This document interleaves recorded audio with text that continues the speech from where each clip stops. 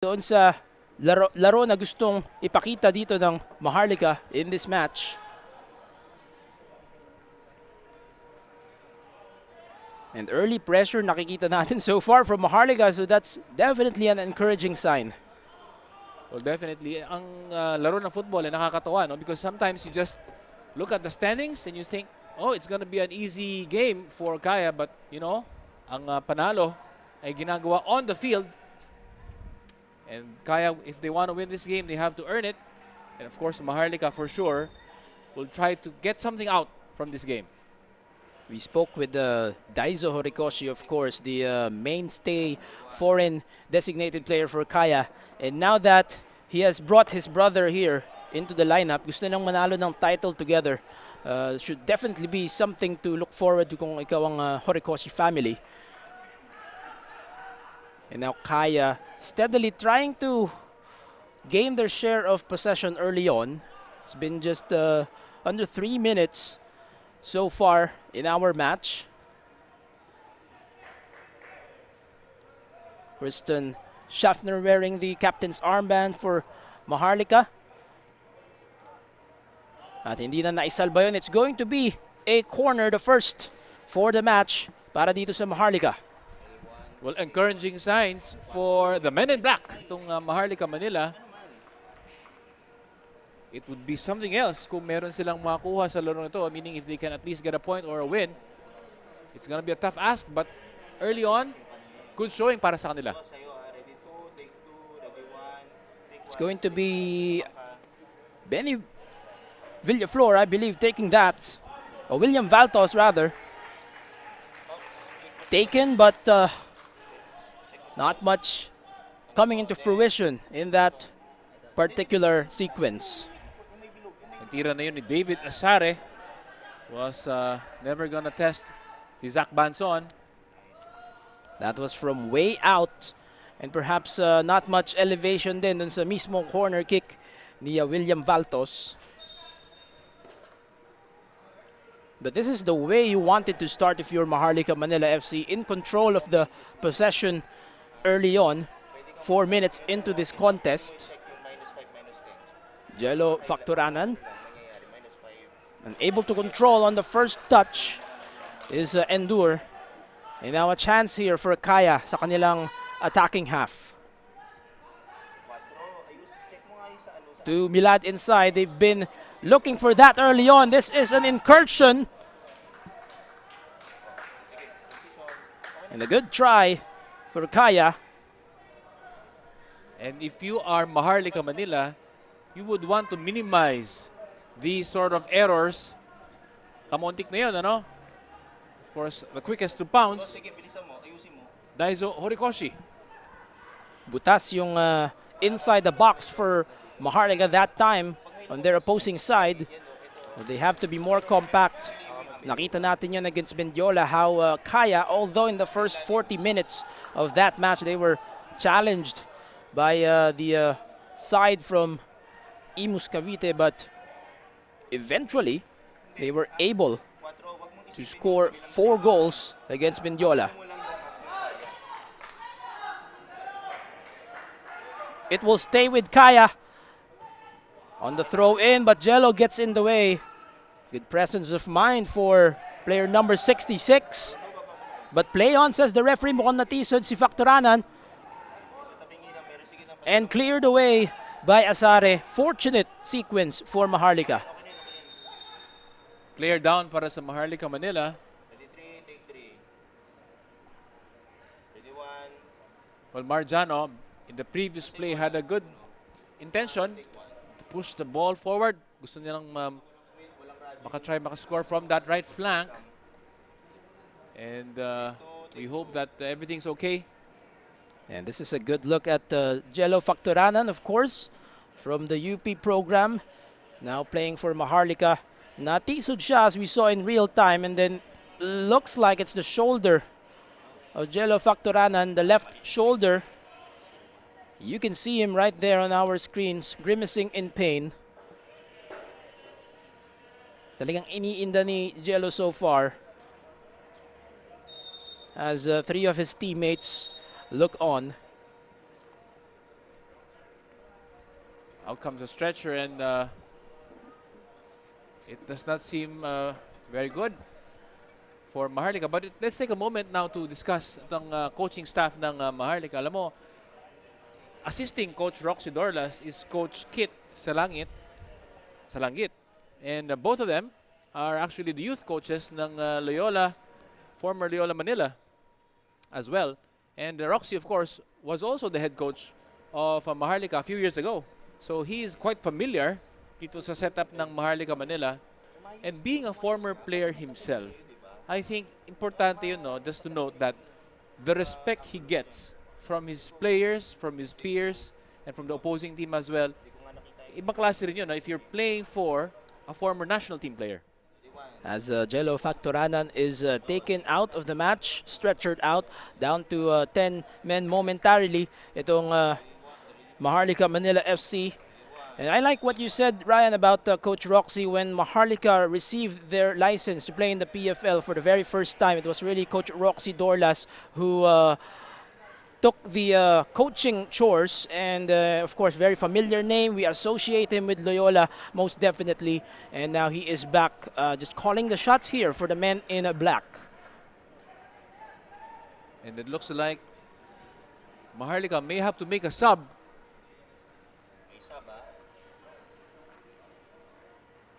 Temporarily down to 10 men ng Maharlika Manila.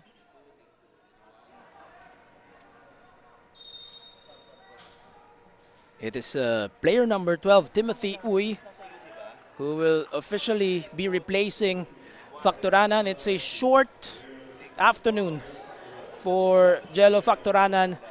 Such an unfortunate event, and we hope the best for him. We hope it's nothing serious. We're all brothers in arms here in the football community, or the sports community for that matter.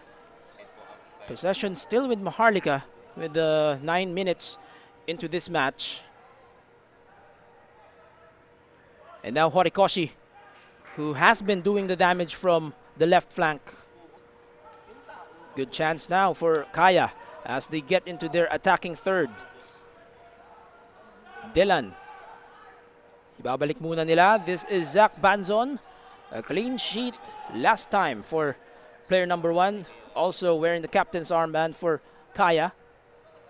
It's the third match for Kaya in the second half of the season.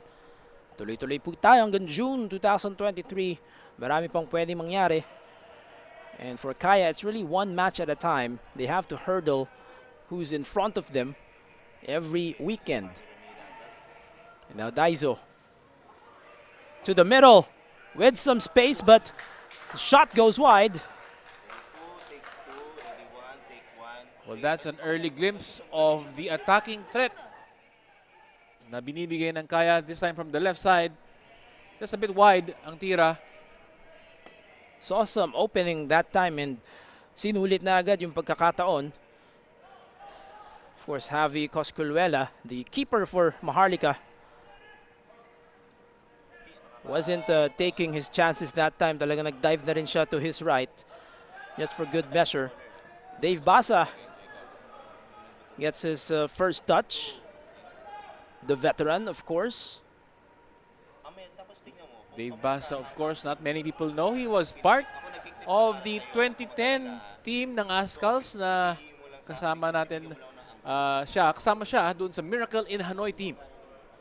Of course, the team that arguably just put men's football into the mainstream spotlight, Dave Basa. And now Kaya, paunti-unti, getting their fair share of possession there. Melisa goes down.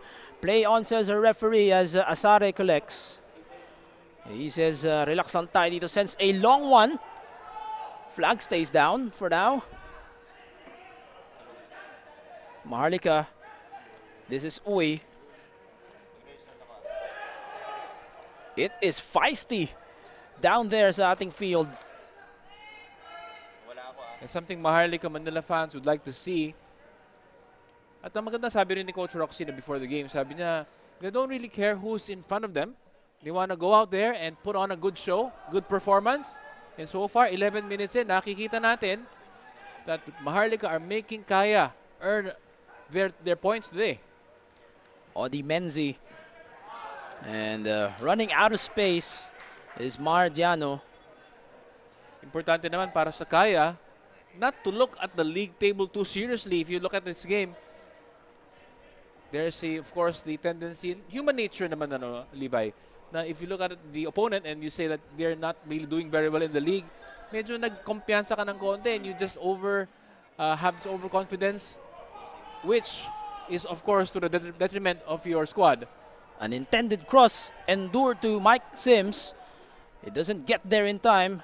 Good thing may follow-up na mga tao rito ang Maharlika. William to Michael Sims. And a ball inside the box. Will not get to endure. Easily stopped by Kaya. Although this one will be headed doon sa ating opposing goalkeeper, which is Coscolwela. So back and forth na tayo dito, Ryan, so far. And so far, sabihin na natin, the first 5 or 7 minutes, it has been Maharlika in control of the possession. But now, Kaya paunti-unti also creating opportunities for themselves.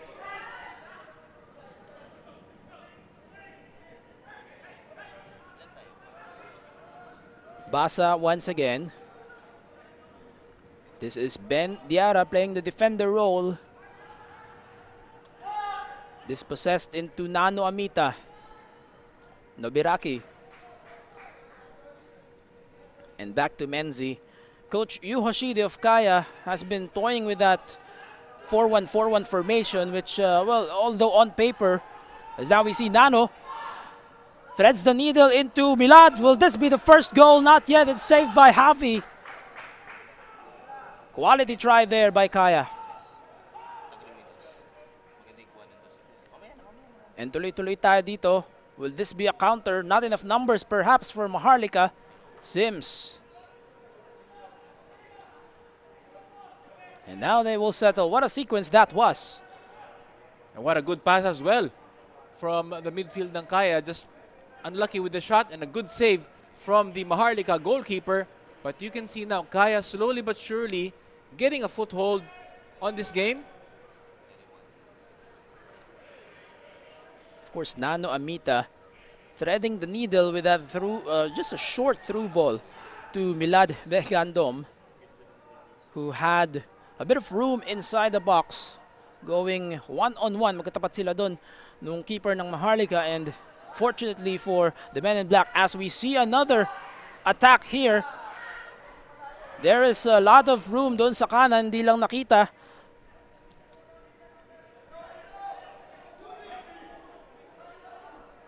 Eric Giganto for a moment begging for that. Instead, it's going to end up with Maharlika again. Timothy Uy trying to take the matter into his own hands. Will have to wait for his teammates. And now Asare. I'm not sure what they were trying to execute that time itong Maharlika. You love that they have possessions, pero at the same time, kailangan hindi rin sila magmadali. Ito yung tira kanina ni Milad. Such a quality try, and wala ka nang mahihingi doon from the keeper. The score line stays the same for now. 15 minutes na ang nakalilipas dito sa ating first half. Once again, thank you for joining us. This is the Philippines Football League brought to you by Qatar Airways. Live po tayo sa ating Facebook and YouTube platforms. It's Levi Verora on the call. Kasama ko ngayon, Ryan Phoenix. And so far, what a match. Action-packed, although neither team yet to find the back of the net. Meliza waiting on, and now Daizo, and that's the opening goal. Daizo Horikoshi once again. He just cannot be stopped. Ang tinatawag nilang Kanagawa Speedster from Kaya. Given too much space, Kaya FC makes Maharlika pay. Look at that turn from Milad. And a lot of space as well for Daizo. Just to tuck it in. Just a perfect setup, if you may say. Meliza, and then the turn by Milad, and the setup for Daizo Horikoshi. Choosing the far post. Wala nang magagawa doon si Javi. What a sequence. Yun ang masasabi natin as Daizo hikes his total to, I believe, 10 goals. A league-leading 10 goals. And siya rin ang leading assists man so far in the league. Well, he is doing it all for Kaya. It didn't take long for Kaya to score and now they keep pressing. Pero nakita natin dun sa goal na yun is talagang nag-unravel yung backline ng Maharlika. They collapsed on Milad. Hindi na nila napansin yung trailing na si Daiso Horikoshi. Given too much space as well. Even before the pass to Milad, napakalaki ng spasyo. Napakalaki ng butas from the Maharlika defense. And you don't give that sort of defense to Kaya and not get punished for it. Absolutely. It's 11 against 11. You have to take your man. And now two players converging on Daiso. This time they get a stop. Always a threat on that left side. Daiso Horikoshi. Or a corner rather for Kaya. So now they have their first. And the way we have seen Kaya take these, napakarami nilang options on how to execute.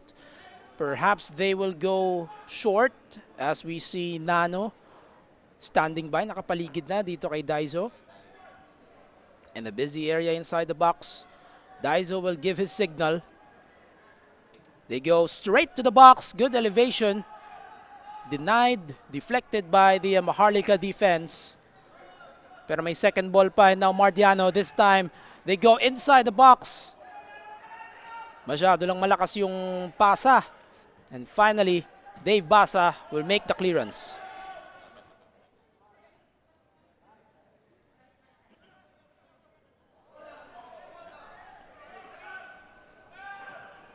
Charlie Beaton. Endure, he is onside. Pero tingnan natin yung depensa ng Kaya. Ang bilis ding nakabalik rito. To the trailing Baltos.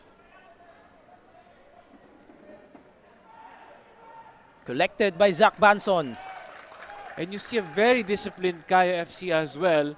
Nung hawak ni Endure yung bola sa kaliwa, he was trying to find the teammate only to see 10 yellow shirts coming back and defending the goal.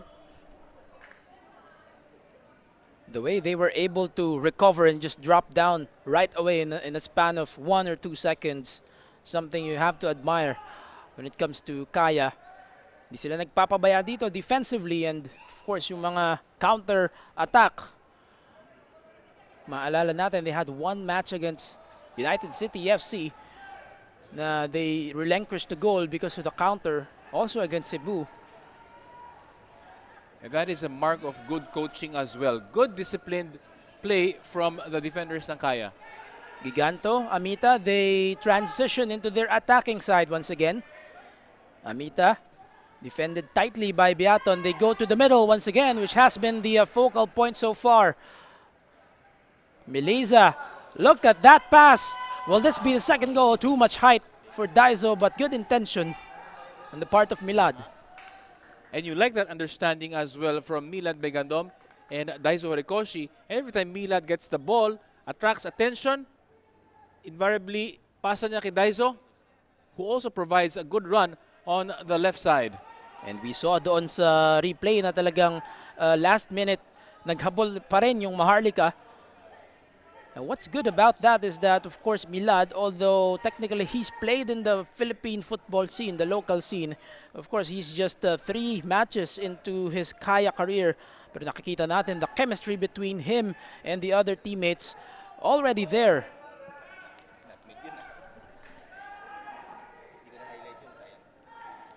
Menzi, now they take their time. Mukhang nakasettle na dito ang Kaya after scoring, after, of course, earning their cushion so far. Fitch Arboleda. Also part of the starting lineup, like what you said, Ryan. No changes for Kaya dun sa kanilang starting lineup from last week. Pero it's not like they have that much of a choice. They have 17 available players lang so far in their lineup. The only difference, Simone Rota back in the substitute lineup after serving a 1-match suspension last week. So, so far, perhaps they want to add more to their overall roster number. Pero hindi rin naman biro the quality of the guys who are currently available to play for them. Well, si Marvin Angeles and Harvey Gayoso just nursing small knocks. They will maybe feature, but they'll not play prominently today. Sinasabi ni Coach Yu Hoshide. And of course, it gives a chance to these players to shine. Better decision that time around by Cosculuela, poking the ball away. Hindi siya pwede magkamali ron, Levi, because Eric Giganto was lurking and waiting to pounce for a mistake. Perfectly timed by Cosculuela. Better safe than sorry. He went out of his area and at least delayed the attack. And now it's still Kaya ball, of course. Nobiraki. Huwag na tayo magtaka if Nobiraki is all over the place. Sometimes in the midfield, sometimes rushing forward. Very versatile player. Picked up by Kaya during the transfer window. And si Dylan Noboroki is 22 years old. And interesting story as well on how he was signed by Kaya. Offside ang tawag na yan. Yeah, flag was up. Sayang na pagkakataon. But as you were saying, a lot of youth here for Kaya with the addition of the only 22-year-old Dylan Nobiraki. Well, ang story behind it is si Coach Yu is actually a friend of the coach ni Dylan in Japan. At naglalaro si Dylan in a Japanese university. Getting the call, of course, using his Japanese connections, si Coach Yu Hoshide. Would you be interested to play in the league leaders of PFL? For sure. Talking about that Japanese connection, the Horikoshi brothers, Coach Yu and now Dylan has quite an ambitious try there from Endure. Had no numbers whatsoever. And now Valtos wins possession back. That's what you want to see if you're Maharlika. But after conceding that opening goal, it's like you felt a bit of a letdown dun sa intensity that they're playing compared to the first 10 minutes or so. Ang maganda ng nakita naman natin is Maharlika is still giving a fight towards the league leaders. And again, alam mo yung larong football talaga, you have to earn your points. You just don't lie down and surrender. At yan ang nakikita natin sa Maharlika. But of course, Kaya FC, you can see the quality. Nano Amita and Janjan Milisa there. A quick word as well on these two players, si Nano and si Janjan. We saw them with the Ascals last December dito on this very same pitch. And I think experience na yun really just helped them in their play for Kaya. The kind of confidence booster that it does for them as players, as professionals. And speaking of which, here is Amita. Well, they go to their usual ploy here. But David Basa using his heft that time around to deny. Although this has been the problem, getting out of the back line, building from the back. They have to string together a couple of good passes here. Possession not over for Kaya. Amita, or Giganto rather. And now, still Kaya possession. A quick word as well on Milad. Milad as a striker gives a different dimension sa atake ng Kaya. Milad has height, which is something that Kaya may not necessarily usually have. You talk about the height of Nano and Janjan, not exactly the tallest of players, but with Milad there as a target man, ngayon pwede mo na siyang bigyan ng high balls and Milad can do his magic there. Exactly, he just offers a bit more for Kaya FC-Iloilo. And nakita natin kanina, he was the one responsible for that assist as huling-huli sa ating camera. Two players getting entangled. Okay, it's Giganto falling down as well as Timothy Uy.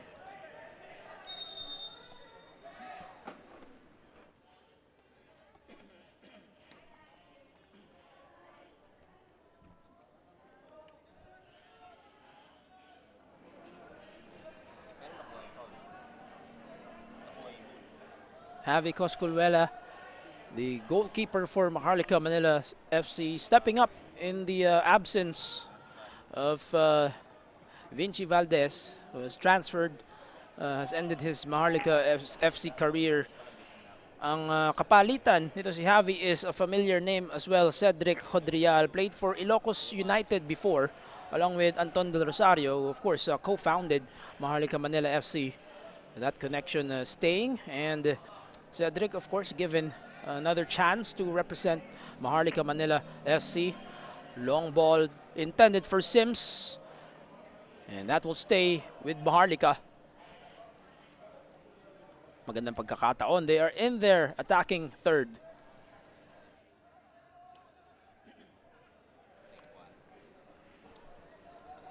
Sims to Schaffner once again. Here's the turn. The defense also present. No letting up for Kaya FC. And now Daizo, as they transition from defense to offense. They have some numbers here. It's Fitch against Diarra. And that was a trip. Looks like no contact at all.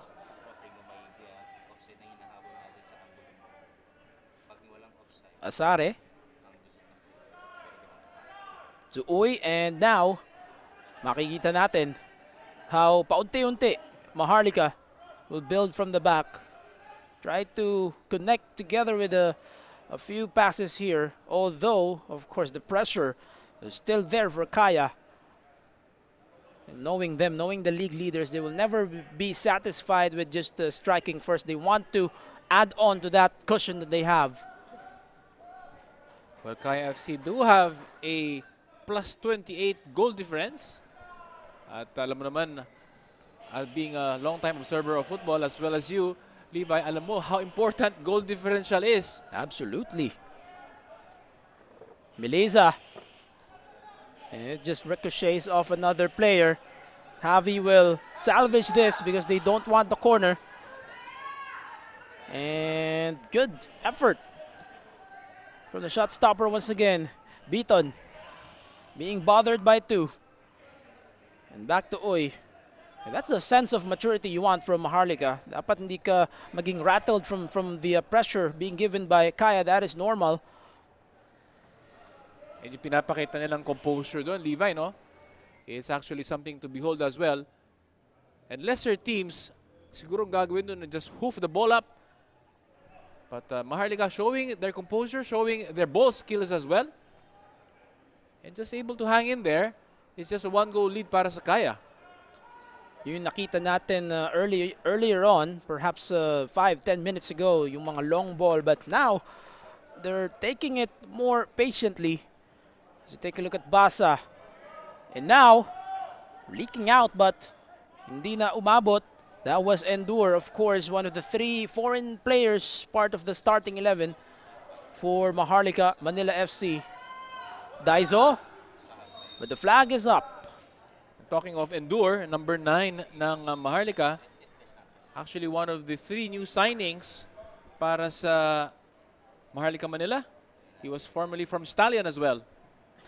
As we take a look at that offside call, definitely siguro 1 meter ahead of Christian Schaffner.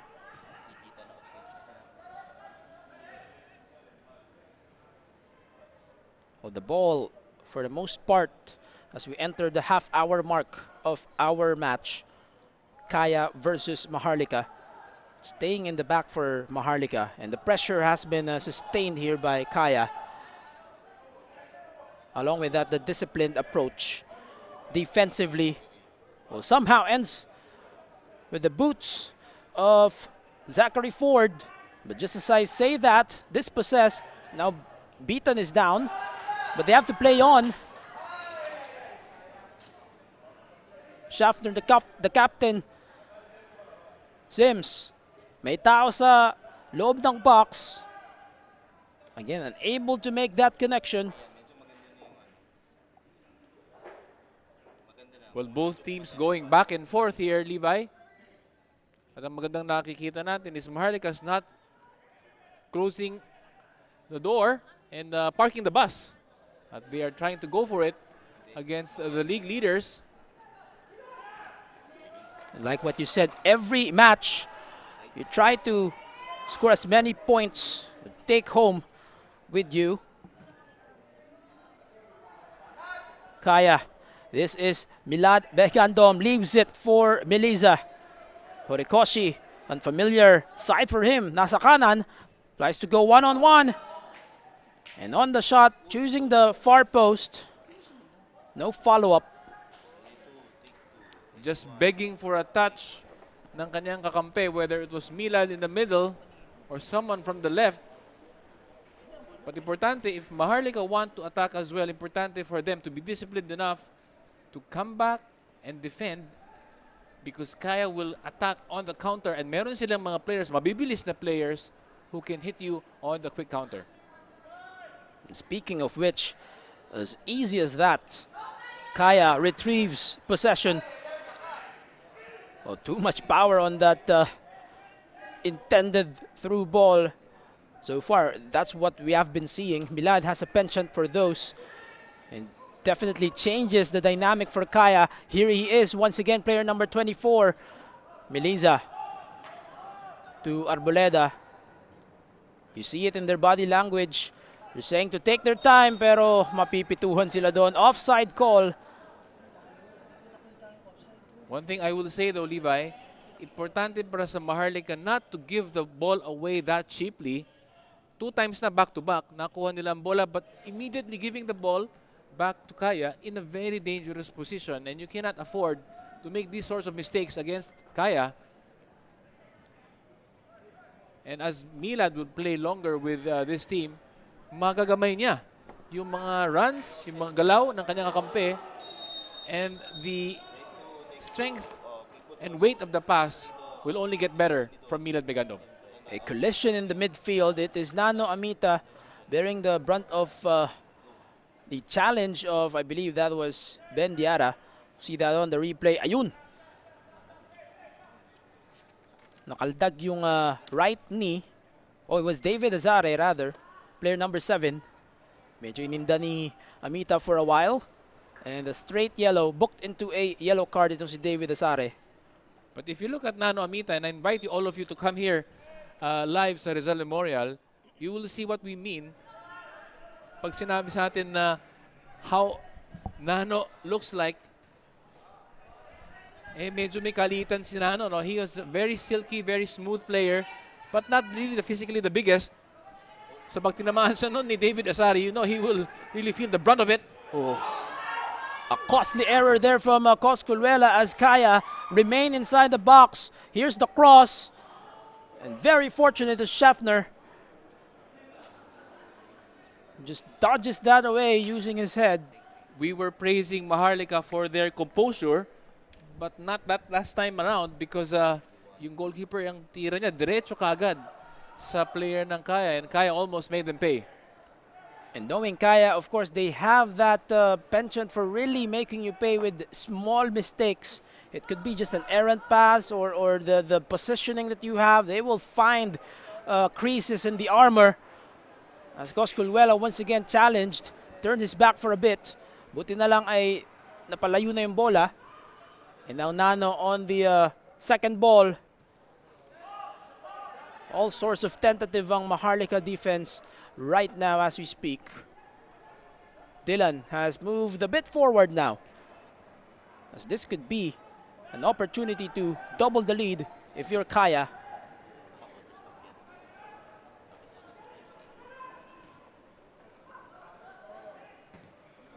Eric Giganto poked away by Javi. A shot on goal makes Cosculuela work. That is an excellent shot by Eric Giganto using his left foot. That was going in were it not for the efforts of the goalkeeper ng Maharlika. Had enough power, had the right English, yung spin dun sa bola. And more importantly, it was on goal. Not too high, not too low. Just the small opening, like what we mentioned. That's enough for Kaya usually. And of course, it was saved into a corner. Here's the delivery. Miliza. Pero I think two Kaya players nagkabanggaan doon. And Maharlika off the hook after a sequence of Kaya attacks. Goal kick as we continue the live action here. If you're just joining us, Kaya FC-Iloilo with a 1-0 advantage over Maharlika Manila FC. Who else but Daizo Horikoshi with the first conversion of the match so far. And throughout the last 25 minutes or so, as we see another player down, I believe that's Asare. Bit of extra motion from Eliza, but nothing malicious at that. Throughout the last 25 minutes or so, the trend has really been Kaya just keeping the ball dun sa kanilang attacking half.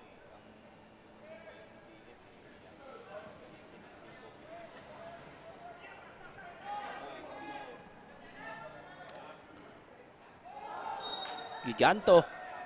Oh, and one of the assistant referees signaling that Giganto ran out of space. Did he? Oh, that was very close. Well, see, Eric Giganto certainly does not agree with that decision. Our officials for this match, of course, the main referee is Michael Barajas. As you see there in the middle of your screens wearing orange, the two assistant referees are Relly Balila and Kim Zoren Abuel. Fourth official is Rodney Leible. The referee assessor is Ariel Montaña. And your match commissioner is Mark Abel De Castro. Taking care of the proceedings here inside Rizal Memorial. Jan. Mardiano, look at that brilliant 1-2. And so easy for them to get deeper into their right flank. Although, just as we say that, sayang na pagkakataon for Kaya. That should be a foul. But look at how quick Kaya transitioned with their one-touch passing in that last sequence. Just able to move the ball from central midfield to their attacking third.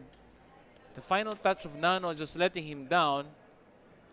But I'm sure this is something that they've worked on the training pitch. And frustration na rin siguro doon, the part of Nano. That's why he gave up that foul on the challenge from behind. Beaton went down just moments earlier.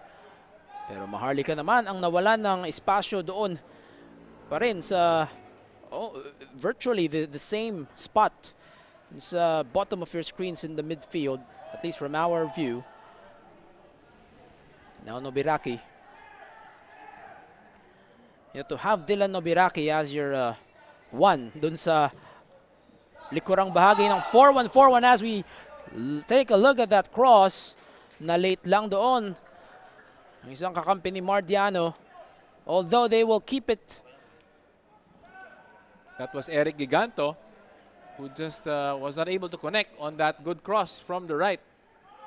But Kaya continues the assault here. And more compact defending for Maharlika. A bit of an adjustment. And Diarra sends it away.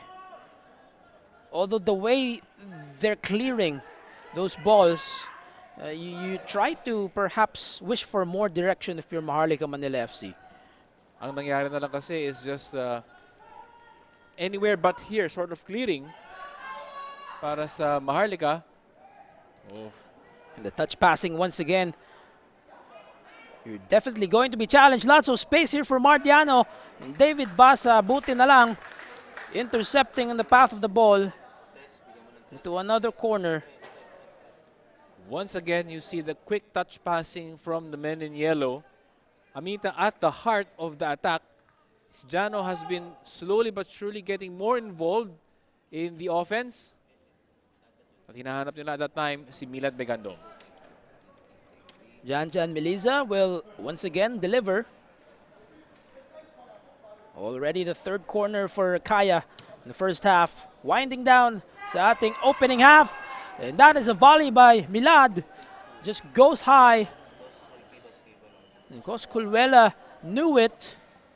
Could have been the second goal. Well, the keeper thanking his lucky stars that Kaya was not able to hit the target.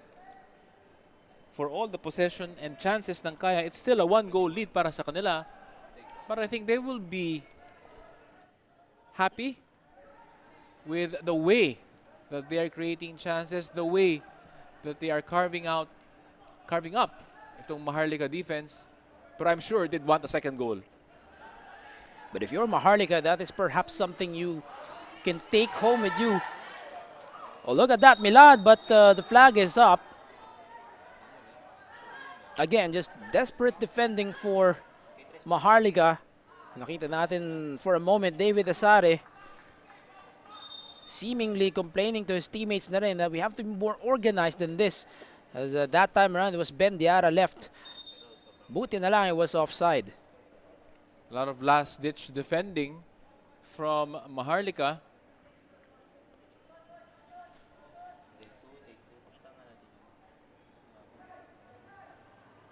So we get a good look at Charlie Beaton transferring from Cebu to Maharlika Manila FC during the window. It's been a long 2.5 months bago natin nakita yung ating mga paboritong PFL players once again. And here's also a good look at the captain, Christian Schaffner, wearing number 4. Di na napigilan ni Daizo yung momentum niya moving forward, and the slight shove which causes Schaffner to fall off balance. We have not seen many set pieces here for Maharlika. They have to take advantage of this one. Not much quality on the execution. One thing they've got to improve on, Levi, is that yung chances mo hindi naman napakarami. So importante to take each and every one of them as much as you can. Okay, had to be disappointing there. Good presence of mind by Maharlika to press a little bit. They just have to be wary. Oh no, that ball just ping-pongs off 2 Maharlika players. And Milad tracks it down as we enter about 2 more minutes here in the first half. Clearance made by Maharlika, but is retrieved by Dylan this time. They go to the middle. That has been the strong point. Inside the box, it's a testy moment. And that is the second goal for Kaya FC-Iloilo. Dylan Nobiraki, 2 matches, 2 straight goals for the Japanese national. Well, his normal position is a defensive midfielder, but his persistence that time around earned him his second goal in 2 games. He starts the play, he starts the move. Defending by Maharlika, not the best. Dylan, persistence personified. And if you're Maharlika Manila FC, you know, for as long as that whistle does not blow, as we saw after David Basa lost his balance, parang tumigil na yung Maharlika to collapse on the Kaya players. That gave Nobiraki the opening, and Kaya have doubled their advantage.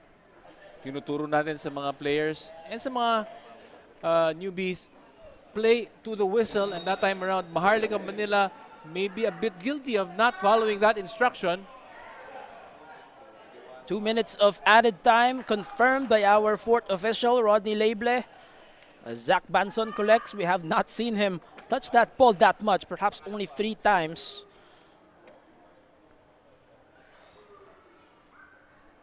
He played a clean sheet the last time out. Itong si Zach Banson would want to replicate that for sure. Now it's Giganto.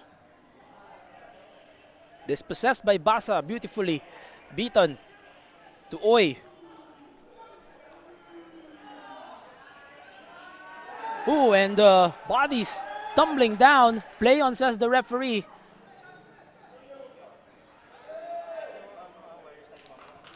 And just as that happens, it is Milad once again in the middle. And it just goes wide. You can sense the frustration on Milad, who wants to add to the scoring total of Kaya. Well, he will not be happy with his effort here. Milad with the free shot, an open shot, walang defender sa kanya. With a lot of space there.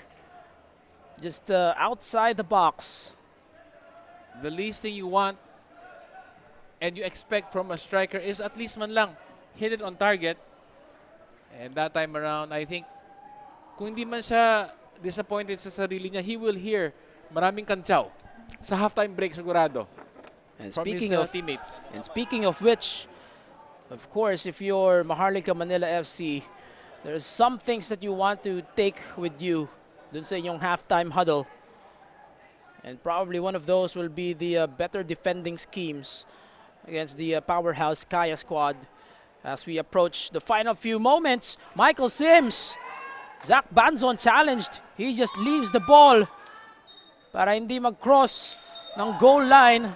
Zach Banzon challenged at the last moment of the first half as the whistle sounds.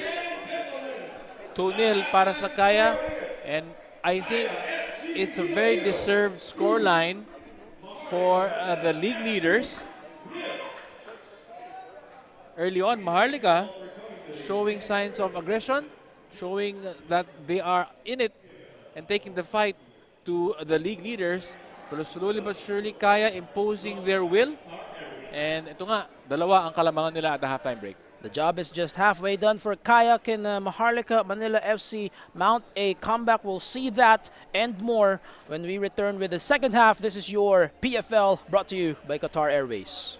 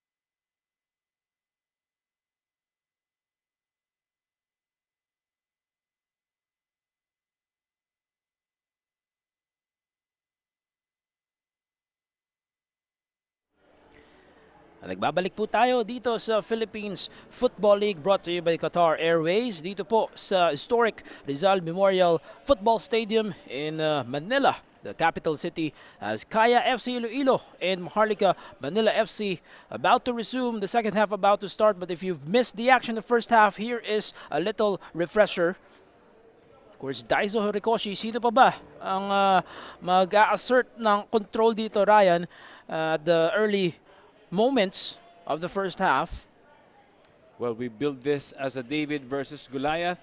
So far, Goliath has been dominant in this game. Daiso Horikoshi opening the scoring with a good pass from Milad Begandom and extending his tally to 11 goals so far.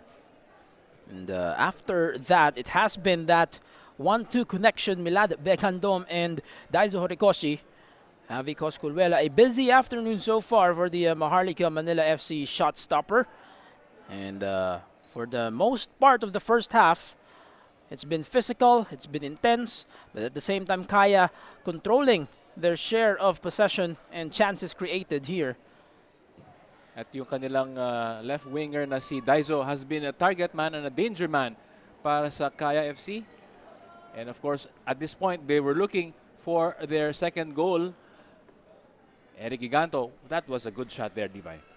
We definitely remembered that exact moment from the first half in real time, taking the matter into his own hands and trying a quality shot. And you talk about Horikoshi and Milad, but of course, supporting them, also Nano Amita, Eric Giganto, Janjan Meliza. Just that connection from the midfield all the way up front. That was what gave Kaya the room to just keep creating quality attempts. Well, it was not all one-way street. Maharlika did have their chances. Ang problema lamang, it was nowhere near the target. And this was the second goal for Kaya. Perhaps a broken play, if you will notice, but on the follow-up, never giving up was Dylan Nobiraki. Again, the scramble in the middle, pero no one checked Nobiraki, and right away, the second goal for Kaya as they double their lead. Players getting back to their positions here. Maharlika Manila FC on your left, playing from left to right in just a short while. Kaya FC Iloilo, of course, the league leaders, 33 points on 11 wins. And if you saw the league standings a while ago, 8 points ang lamang nila dun sa Dynamic Herb Cebu FC, the second running Cebu side, which had a 1-1 draw against Stallion Laguna. So they split the points. That gave Kaya a bit more cushion to work with as the second half of the season continues to unfold. At sa kabilang dulo naman, Maharlika Manila at the bottom of the standings with only 1 point to their name. And it was gonna be an uphill climb lagi when Maharlika will face Kaya. And true to form, Kaya comfortably ahead, 2-0. Kaya will want to add more. Let's see if Maharlika can at least get something from this game. Second half is already underway. Levi Verora on the call alongside Mr. Ryan Phoenix. And the sun is slowly setting as well dito sa loob ng Rizal Memorial. An opening try. Oh, it just ricochets off one of the goal posts. A dream start here for Kaya. Inches away from goal number 3 was Eric Giganto. They will definitely pounce from this point forward. And you gotta love the mentality of the Kaya FC coming out of that halftime break. How many times have we seen the leading team just take the foot off the gas? Petix muna ng konti, but Kaya FC on a mission here and almost getting their third goal right from kickoff to start the second half. It's almost as if they didn't take a break at all. And here is another, perhaps, incursion. Meliza, and that should be a penalty. Whistle is blown. And just mere formality here as Janjan Meliza is taken down. The Maharlika players saying that the foul was outside the box. And we'll see it crystal clear on our replay. Ooh, the feet might have a case here. Very close. Very close that was, but what is clear is that Ben Diarra tagged Janjan Meliza. And this is going to be a very interesting discussion between Michael Barajas and his linesman. One of the assistant referees consulting with our top official. They'll have to confirm if it's a penalty or it's just a set piece inches outside the box. They will have to sort things out. But nevertheless, it's a dangerous spot if you're Kaya. Looks like they have awarded the penalty, as you see on our screens. Janjan Meliza now preparing to take this with no resistance except Javi Coscoluela. It has been a busy match for him so far. It doesn't change one bit, as he is now tasked to deny this.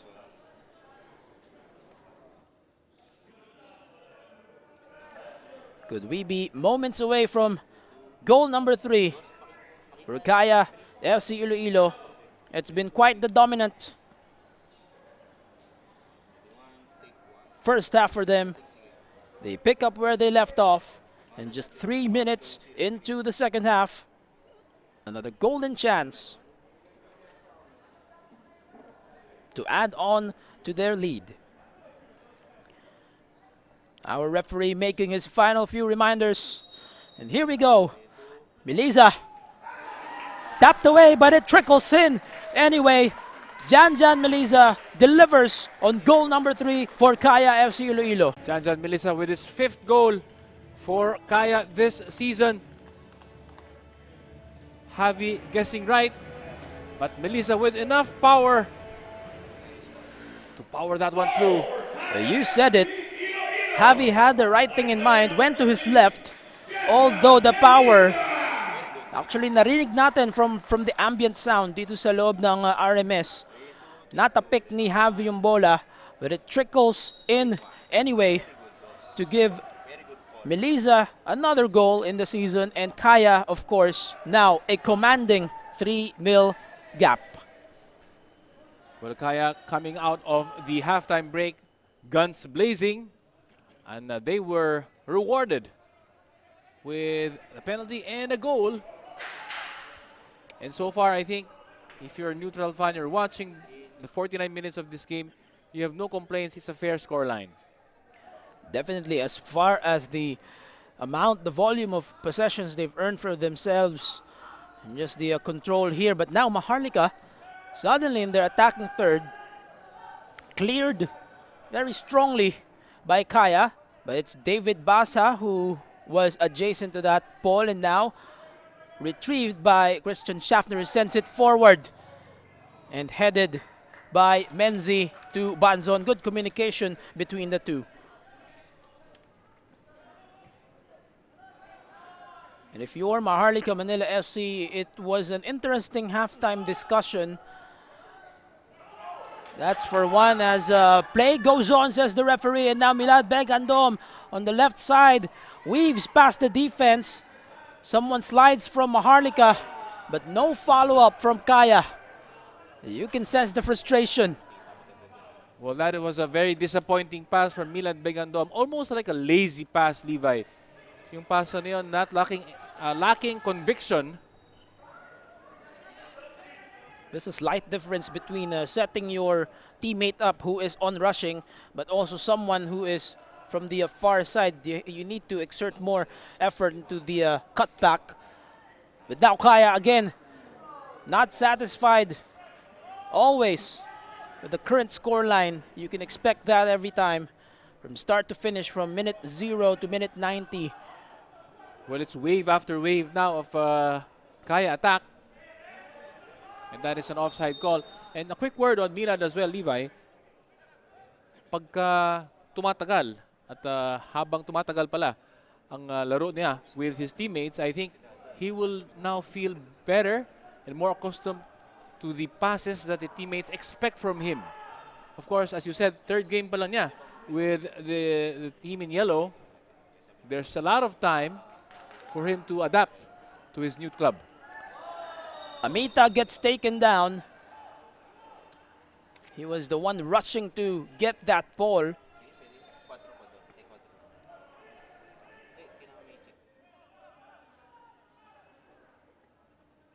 And so it's going to be a set piece here for Kaya. So we take a look at that replay.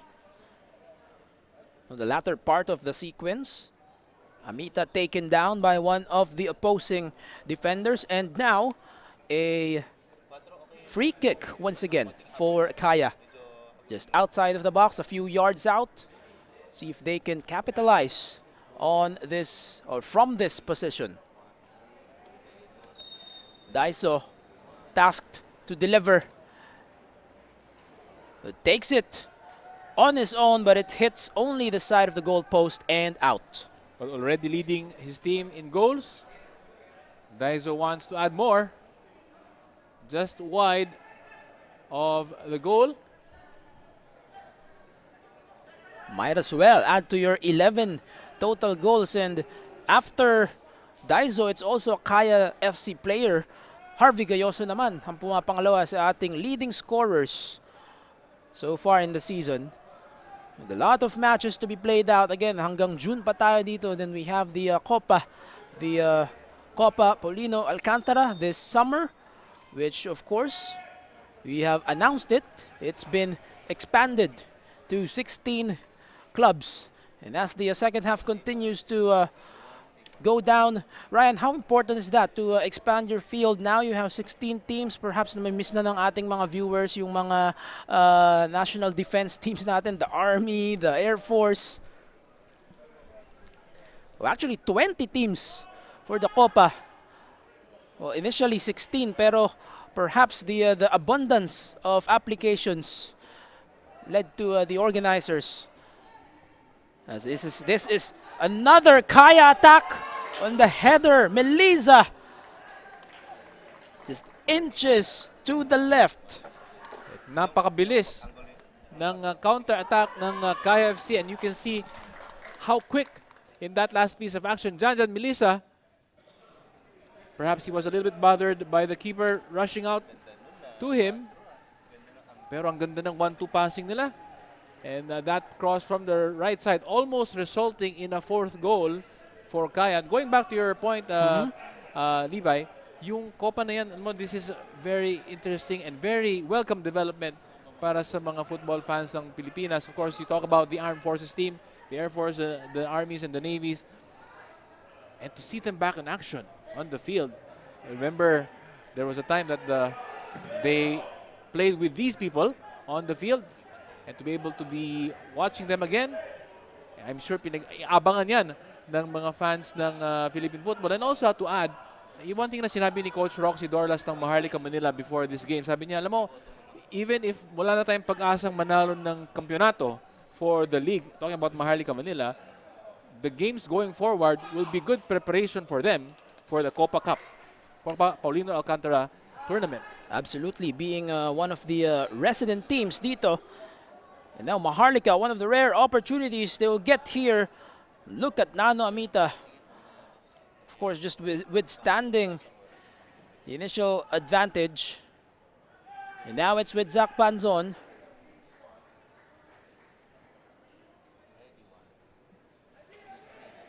As early as now, there have been, as we see Marco Casambre on the screens, there have been 10 clubs who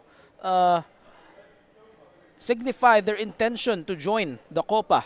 So if you'll add the 7 clubs that we have, there's already 17. Let's add 3 more, 4 more. Definitely a good thing for the men's football landscape. And now Melisa again against Basa. Coscolwela will have to. And now it's David Azare. The two Davids. Not a good look, Levi, para sa depensa ng Maharlika Manila. They lost the ball there, and instead of helping track him back, he was complaining to the referee. Not a thing that most coaches would like to see. Nawala na yung bola, say, you have nothing to do but try to win it back. Huwag ka muna mag-complain, and I'm sure Coach Roxy will not be happy with that last sequence of play. Kaya, though, will be happy with this. Absolutely. A few substitutes will be entering for the men in yellow and white. Isa dyan, of course, is Taman Horikoshi, the brother, the younger brother of Dylan, or sorry, of Daizo. As Nano Amita will, of course, be praised for his appearance this afternoon. Jovin Bedik also. Oh, look at that. On the cross, perhaps a bit too ambitious on the scissor kick was Eric Giganto. Tamon Horikoshi and Jovin Bedik, the hometown kid, have joined the 11 on the field for Kaya. Eric Giganto, just moments earlier. Look at the cross of Dylan. Oh, it was offside apparently. But what an addition itong si Dylan Nobiraki. Look at the quality of his passes in that number 6 role, which is coincidentally also his number. Yung mga pasa niya no, from that almost like a quarterback position kung ikaw nanonood ng American football, the distribution from his position to the left or to the right is almost always spot on. And again, it adds another dimension dun sa atake ng Kaya. William Valtos goes down. Only one substitute for Maharlika, player number 12, Timothy Uy. If you were just joining us earlier in the match, about 5 minutes in, Jello Factoranan had to be stretchered out. Player number 66 for Maharlika, who has been playing for the club for quite a while now, had a problem with his left shoulder after going down on the field. We hope that he is well at this time. But in the meantime, it is Tamon who flicks a wild one to his brother.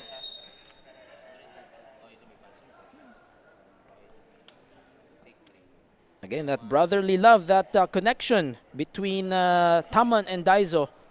Something you'd love to see as Kaya's campaign continues. And we see now substitutions as well for Maharlika. It is Ziggy E, player number 16. I think Spencer Galaza, player number 77, has also made his way inside. Spencer Galaza, known for being one of the top goal scorers for Maharlika. Doon sa kaunting goals that they have converted throughout the season so far, Spencer Galaza, the player from Arellano University, has been quite the forward for them, converting. He was also responsible for the 1 point that they had against the Ascal's development team last year.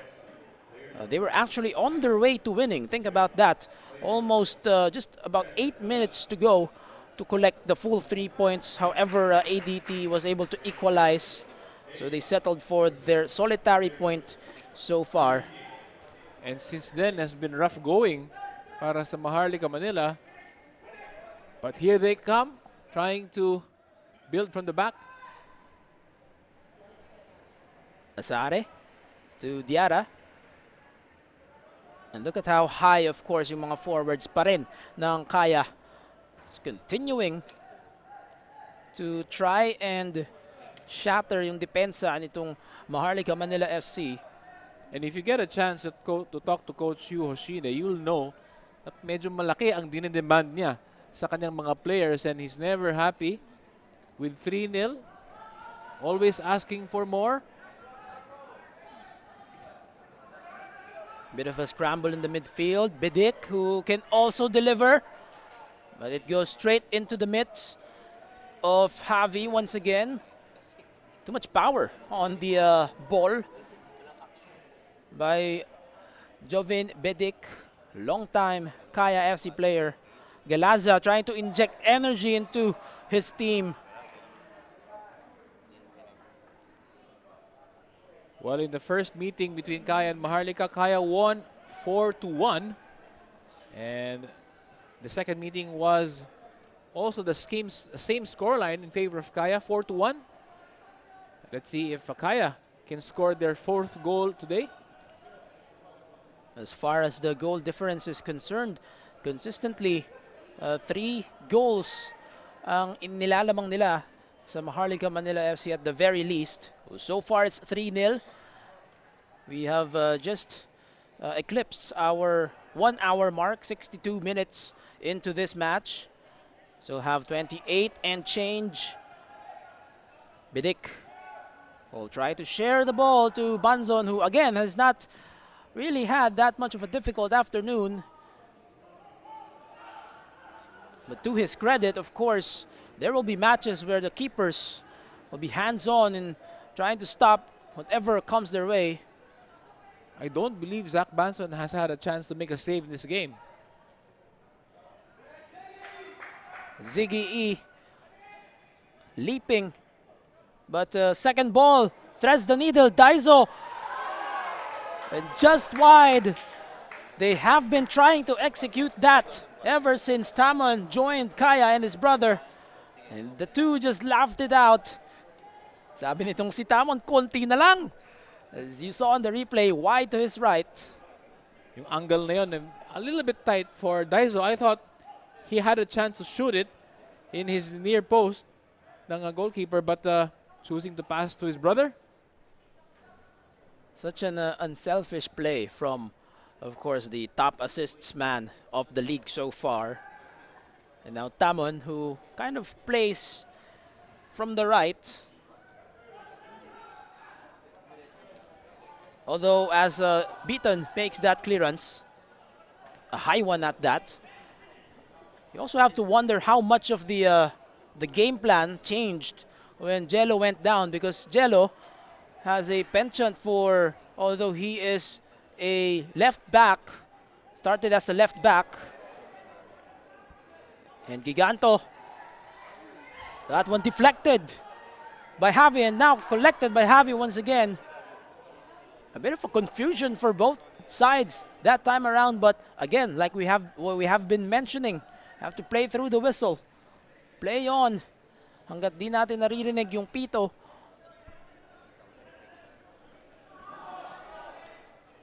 Eric Giganto just slamming the pitch in frustration. He had a good chance there. Hindi naman out yung bola, so play continued. And Milad Giganto unable to finish. Medyo natagalan ng ilang segundo yung Kaya doon. The opening, although Giganto on the first touch, napalakas lang. But Kaya continues their assault. Daiso weaving past the defense. Oh, look at that. Although Christian Schaffner recovers.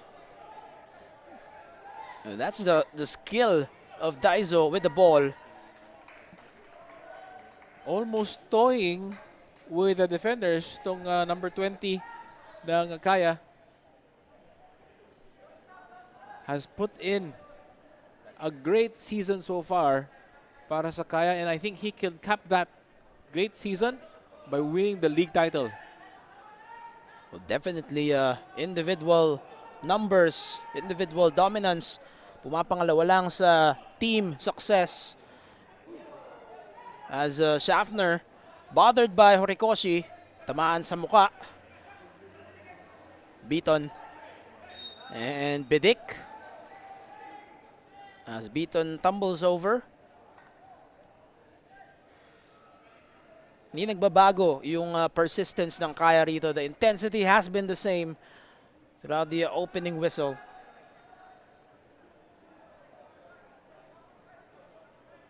But going back to our point, Jello Facturanan again started as their left back, who can actually be versatile enough to go to the midfield and even to the left flank.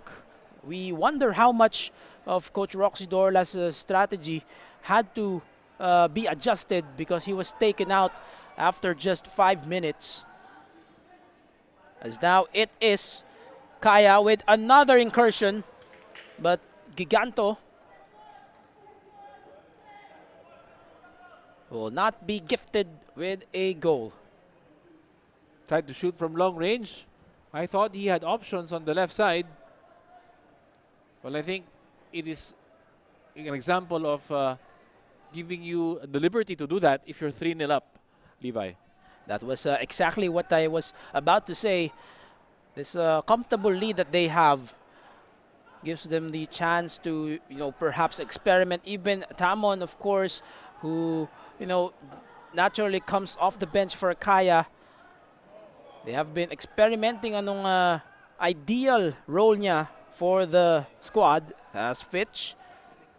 I have not mentioned Fitch Arboleda's name that much, but he has been steady throughout dun sa kanyang position as part of the back line. And you haven't had a chance as well to mention si Odi Menzi or si Marco Casambre, simply because Kaya has been dominating the proceedings. And Maharlika, unfortunately for them, hindi sila masyado nag-create ng chances. Goes without saying that they're part of the overall result that is impending here, as that is fourth goal for Kaya FC-Iloilo. Goal number 4, finally masasabi ni Eric Giganto that he has scored and contributed for Kaya's impending win. For the 6th goal from Eric Giganto, and who else to provide the assist but the leading assist man of the league na si Daizo Horikoshi. Such a delicious pass from Daizo. And Eric Giganto had all day to pick out his spot, and he made no mistake that time around. Oh, you said it, Ryan. Such a delightful pass by Daizo. Had the proper spin and timing, and hindi na kinailangan ng first touch para bumelo. Diretso volley na for Eric Giganto, and that was it. Goal number 4, Kaya in total control of this one. 4-0 as we approach the 70th minute mark.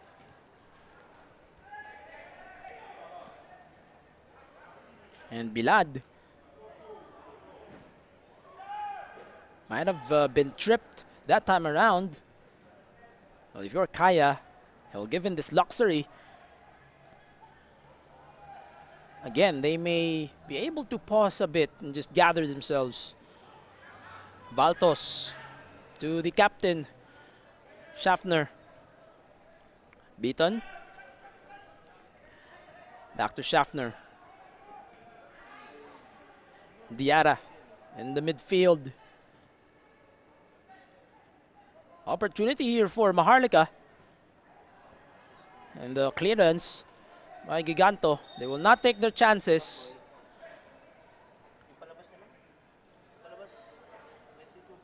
As you see on the bottom part of your screens, Simone Rota, the tested veteran, former national team player, will be entering the match. And it will be the afternoon for Fitch Arboleda. A remarkable job he has done, it goes without saying, to take care of the back line. Pero ang pinalit mo naman, Simone Rota. So definitely it's not going to get easier for Maharlika. That great wall of Kaya ay hindi basta-basta magpapatibag dito. It's no let up in terms of quality that's coming off the Kaya bench. Bidik delivers one. On the follow-up, wild one from Dylan. Might have been too ambitious. But again, up 4-0. You can just play around a little bit more. As he just smiles it off. Ito si Dylan Nobiraki. Well, kung pumasok yun, nasa highlights reel na siya ng maraming sports shows for sure. But Kaya very comfortable. They're leading 4-0, and I think it's fair to assume it's a one-ball game para sa Kaya, and they want more. They have not let up at all, itong Kaya FC-Iloilo. If you're Maharlika Manila FC, you've had a couple of subs join in. Ford. They don't have quite the numbers here. Nakapag-establish agad ang Kaya.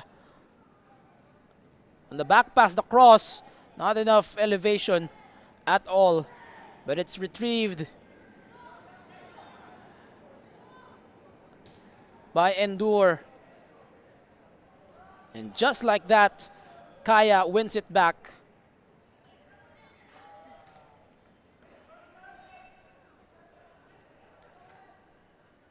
We are in our 72nd minute. Kaya FC with a dominant 4-0 advantage against Maharlika Manila FC, who have been in the bottom of the league table. Elsewhere, again, Ascal's development team, now number 3, replacing the 4th running Stallion Laguna FC. Bit of a switch up doon sa ating league table.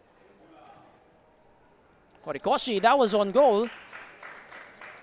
Just not enough power. Took a deflection as well, Levi. But si Javi has been a busy man this afternoon, and he's not going to be happy. He's led in 4 goals. Kaya looking for more. And in the game of football, obviously, it has to be a constricted effort from not just the keeper, also the backline and the midfield, and then how you communicate to fill in those gaps and make sure there would be no disadvantages. Rota gets his first touch of the afternoon, sending it over back to Banzon. They are taking their time here, Kaya, only because they can, having more patience. And now back to Daizo, who has been terrific from the left side of things. On the connection once again, and deflected by Ziggy E. There has been no answer to Daizo Horikoshi on the left side. At pag binibigyan mo siya ng spasyo, binibigyan mo siya ng oras, talagang makakapag-deliver siya ng magandang crosses from that side. And now the final 2 substitutions for this afternoon, about to check in for Maharlika. Benny Villaflor, player number 10, also Rigoberto Joseph.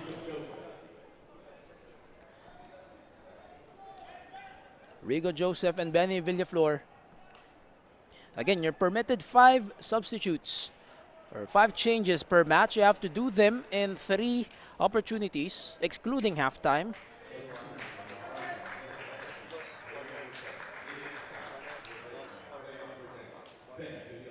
About 16 minutes and change here, as this is a corner for Kaya, and it's no less than Daiso, as this is his territory. Good elevation on the header. It's going to be a replay, another corner for Kaya. You've got height there for Kaya FC. Rota, Milad are all waiting for that ball. Daiso gives his signal. They know what to do here. On the header. A difficult angle na that time. Just a small opening for Odi Menzi. So even the defenders, Ryan, want to get in on the conversion tally. Well, the more the merrier. And so far, the hallmark of Kaya in the last 2 games, against Mendiola, they scored 4. Now against Maharlika, they are scoring 4. Alam mo, napapansin natin, 4 goals in 4 games, 4 goals in 2 games, but 4 different goal scorers. As has been the case against Mendiola, that's a great point. Just the balance here for Kaya. And now Maharlika, again, a rare sighting. Although just as we say that again, no follow-up at all. And Tamon, look at how he threads the needle. Play on, says the referee. Daiso remains onside against 3. Daiso seizes the opening, and it just goes wide to the left. Still a decent try, nevertheless, for Daiso, who's looking for the brace. Well, Daiso now is playing for fun, isn't he, Levi? Talagang toying with the Maharlika defense. We'll see that on the replay. He had options left and right, but against 3 defenders, amidst the resistance, talagang he just tried to go for the brace. Coming close as well to another goal, his second goal, Sana, for today. And talking about that, 4 different goal scorers in 2 games consecutively. Kaya spreading the wealth around. and everyone is a threat. And the Zach Banzon momentarily mistimed the hit, the contact, as now Eric Giganto, it doesn't look like cramps. He's holding onto his right thigh. Is assisted by no less than our referee. Well, tough games ahead for Kaya. After ng larong ito, they will play Stallion in Binyan, followed by 2 consecutive games against the Ascal's development team, ADT, before the big one, which is Cebu, in Cebu. So yan ang I'm sure pinaghahandaan ng Kaya. They would want to have revenge on the defeat that they had against Cebu in Iloilo. Leg number 4 of the Visayas Derby will unfold later on this summer. As you mentioned, they will be back inside the Dynamic Herb Cebu Sports Complex in the Queen City of the South. Again, just an unfortunate turn of events, unable to win at home dun sa Iloilo Sports Complex. As now we see Galaza fires one. That was Zachary Ford. And the first save done by Banzon all afternoon long. Look at that, a rocket of an attempt. That definitely challenged Banzon. That certainly had power and had sting. And Zach Banzon, sinasabi natin not having a save to make. Well, he did have to make that save there. Pero ito namang si Zach Banzon, of course, always present as Tamon rather, as offside. That, I believe, was very obvious. Talk about quality of Kaya from the bench. And talking of no let-up as well. Nakita mo sino papasok ngayon?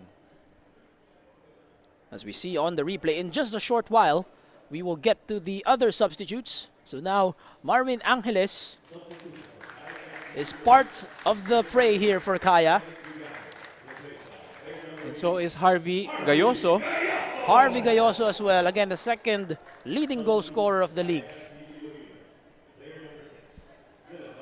They may not have 20-plus players as part of their overall roster, but the quality of yung kanilang substitutes, no less than Harvey Gayoso, Jovin Bedic, even Rota, again, the elder statesman, we can consider na. There's no letting up at all for Kaya. Although right now, they just want that connection, we believe, between Daizo and Tamon.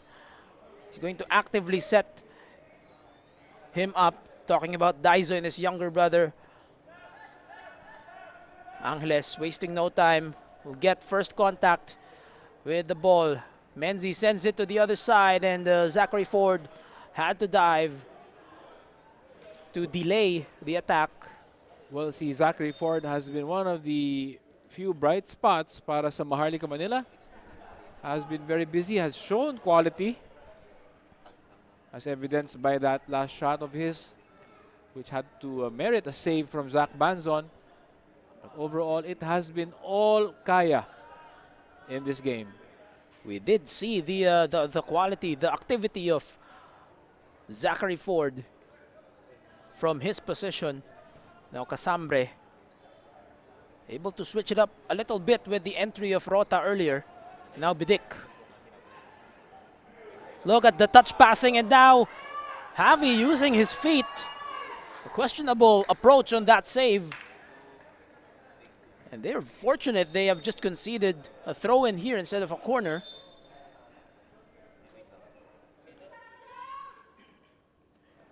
As we see it right here, the perfect setup. And good thing hindi na nahabol. Although again, this possession is not over. And now it is, as Benny Villaflor is taken down. An obvious foul from Bidik. Well, Bidik would be unhappy with that shot. That was a good setup from Milad Begandon. Bedic just shooting straight at the keeper when a touch to the left or touch to the right would have been a fifth Kaya goal. Any of the four corners would have done. And now Gayoso deep. Here's the cutback, and that is the fifth goal. And finally, Tamon Horikoshi. This has got to be a historic moment for him, for his brother Daiso, and the entire Horikoshi family. Goal number 5 for Kaya FC, courtesy of Tamon Horikoshi. This time he makes no mistake. And just look at the delivery from the left from Harvey Gayoso with acres of space as well. Timing his run is Tamon Horikoshi. That is criminal defending, Levi. No one near Harvey Gayoso, and he had time and space to pick out the run. Tamon will not make a mistake from that close range. And the mere fact, like what you said, Harvey getting that deep into the box from the left side, it's just uncharacteristic of Maharlika. And a perfect cutback to set up Tamon Horikoshi, who will now be part of the goal scoring list for Kaya this season. And again, a celebration for his family.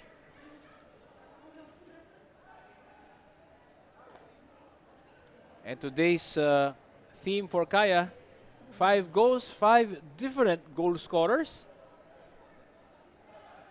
Goes to show how anyone can contribute to their cause. And now Harvey once again, Daiso is on his left. You can sense the fatigue factor na rin siguro for Maharlika, although they've also made 5 substitutes, but particularly dun sa kanilang depensa, just a step behind Kaya's offensive.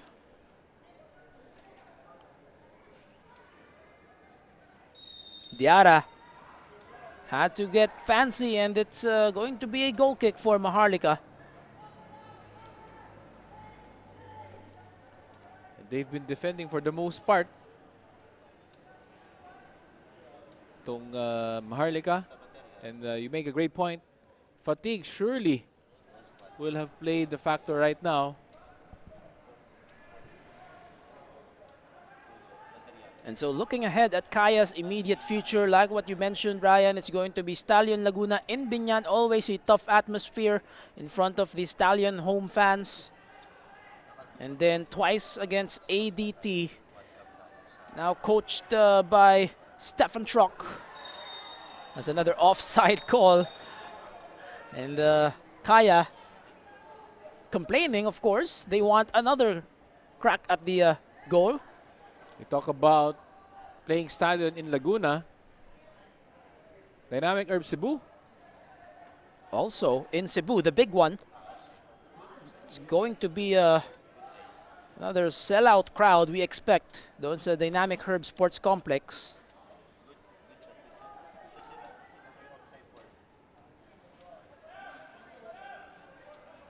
Schaffner, 5 more minutes and extra before we conclude this match. Tuloy-tuloy po ang inyong Philippines Football League, brought to you by Qatar Airways. Always as Zach Banson collects. Sundan nyo lang po kami always sa aming digital platforms, Facebook, Instagram, and YouTube for updates. Oh, what a brilliant pass by Harvey. And now Daiso with lots of room. Let's see what he will do. And that is a poor finish by Harvey Gayoso. Everything but the conversion. He was leading a little bit back here, Levi. Kaya yung tira niya. But that was a delicious pass once again from Harvey Gayoso. And Schaffner just only could pull the shirt of Daiso. Nagli-lean back siya ng konti. That was why the shot went above the goal. Kilaza desperately trying to keep it in play, but ball went out even before that. Casambre keeps possession, and now even more room to operate. Milad, will they find for goal number 6? Itong Kaya FC. against Ford, weaving past the defenders and dodged away by Cosculluela. There is absolutely no let up from the league leaders. 5 na ang kalabangan nila. And they still want more. Javi has been a very busy goalkeeper this afternoon. It's going to be another set piece from the corner for Kaya. We are just winding down the minutes here. The sun also continues to set from Manila. Less than 3 minutes of regulation time plus additional. Here's the delivery. No connection made, even as Cosculluela had to leap and try to be part of the picture.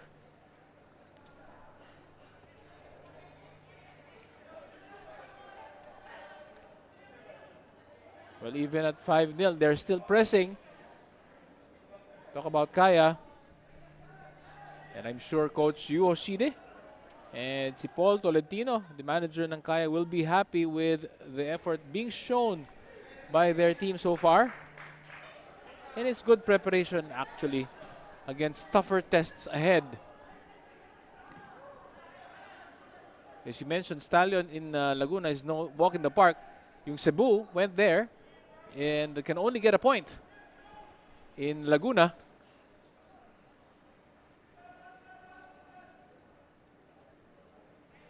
And Kaya, again, you love this mindset from them. To not give up until the final whistle has sounded. As we continue to wind down, just about 2 more minutes and change. Kami po ay nagagalak na kayo ay makasama. 5-0 is the running tally. Could be the final unless Kaya manages to sneak one in. Gayoso. And that one is wide to the near post. Well, the scoreline reads 5-0, but could easily have been more had Kaya been more clinical, which is very, very ironic to say because they've scored already 5 in this game. Easily could have more if they just played it like what we said, perhaps the more clinical approach. But again, as their lead ballooned or kept growing, they just had more luxury to experiment and to toy with the opposition, as that through ball will not get to Angeles in time. Everything going right para sa Kaya. They've secured the 3 points. They've allowed players with knocks to get some minutes under their belt. 9 goals in the span of 2 matches after a close loss to Cebu. There's definitely one statement to make for Kaya in terms of bouncing back and perhaps just telling everyone, hey, we're still the standard here. We're still number 1. You have to be the ones to chase us, not the other way around. If you're Cebu and ADT, it's not that far.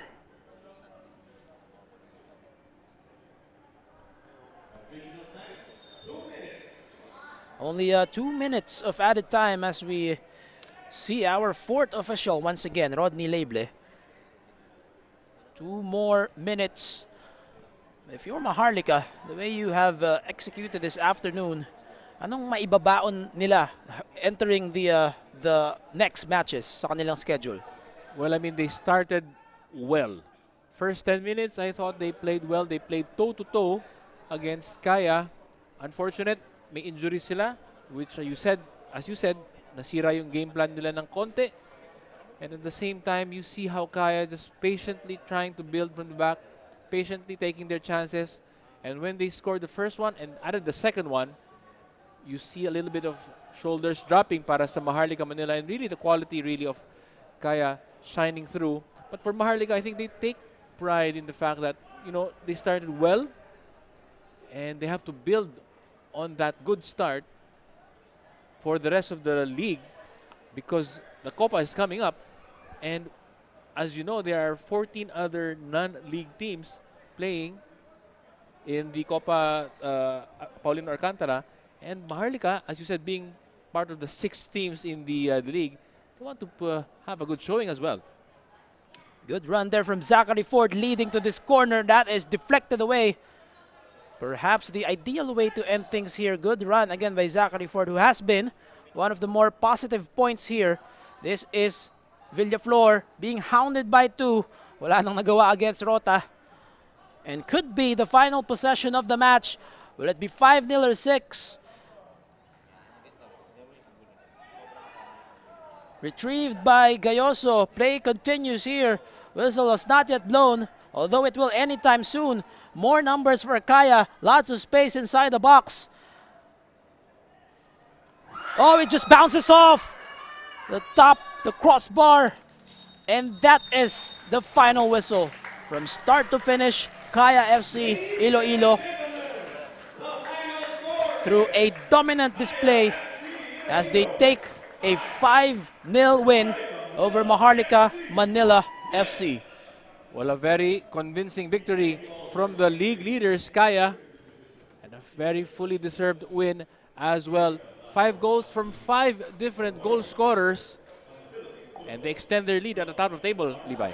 The balance, the chemistry, given that they've had new acquisitions. And we take a look at, of course, the players just shaking each other's hands. Again, yeah, wala ka nang masabi if you're Kaya. They played the way they needed to as the league leaders, and it showed, it translated into 5 goals this match. 5 goals for today, but they could have easily more.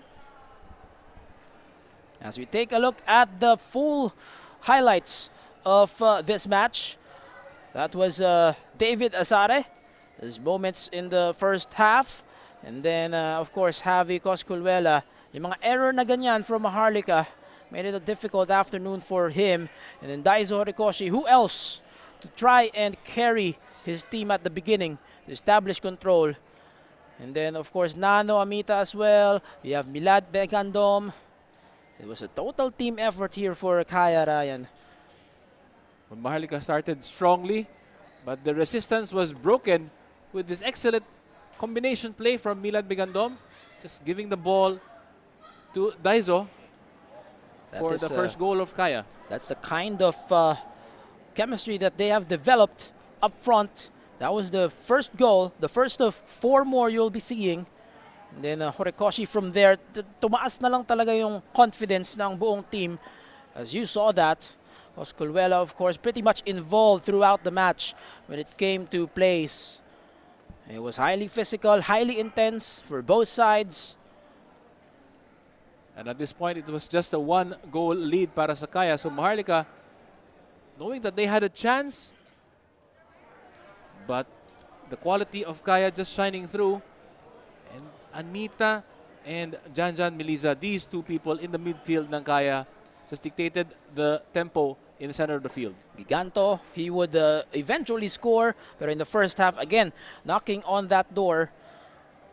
And again, if you were Maharlika, at one point you were down just by 1 goal, could have been a positive takeaway to carry with you to the halftime huddle. Unfortunately, Kaya had other things in mind. Simply the quality and the intensity ng mga bola at tuloy-tuloy, just bombarding the defenders ng Maharlika. And Maharlika really had a very busy afternoon if you're the Maharlika defender.